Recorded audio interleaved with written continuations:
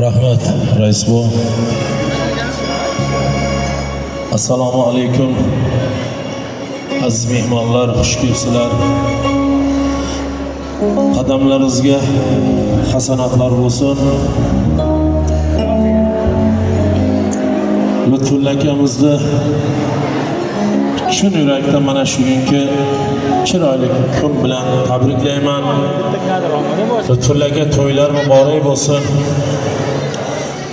Mana shu sunnat bo'ladigan yigitchalarimiz ham katta yigitlar bo'lib, elimizga, yurtimizga naf tegadigan yigitlardan bo'lsin. Xudo xolasa uylanish to'ylarda ham xizmat qilish hammaga nasib ro'z aylasin. Aziz mehmonlar, hammalaringizga yoqimli ishtaha, yaxshi kayfiyat tilaymiz. Xudo xolasa qo'ldan kelgancha bugun sizlarning ko'ngillaringizdan joy olishga harakat qilamiz. Yana bir bora to'ylar muborak bo'lsin.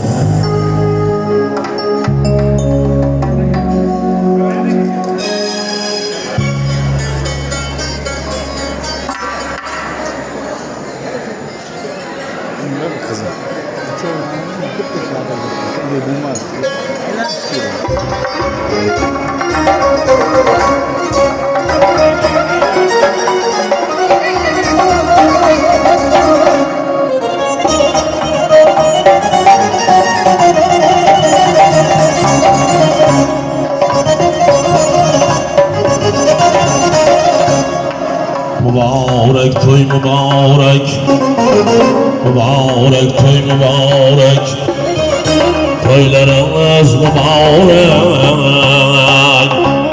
Bugün şadiyana gündür, yaxşı günler mübarek. Bugün şadiyana gündür, toylarımız mübarek.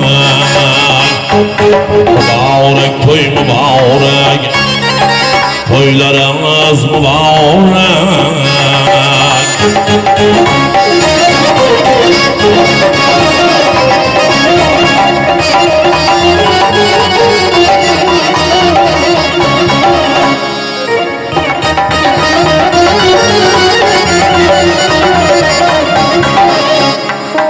Amma hırsan toylusu, meymanlar kullan gelsin. Karça hırsan toylusu, mehmanlar kullan gelsin. Bağış yeter asmağına, şüküne hemme yetsin. Bağış yeter asmağına, her kime şüküne yetsin. Mübarek toy mübarek, toylarımız mübarek.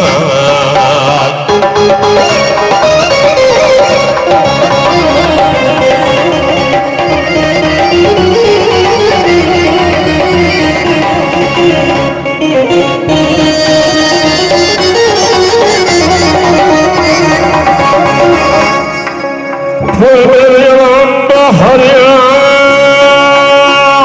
yaz, toy bir ışığı açan yaz.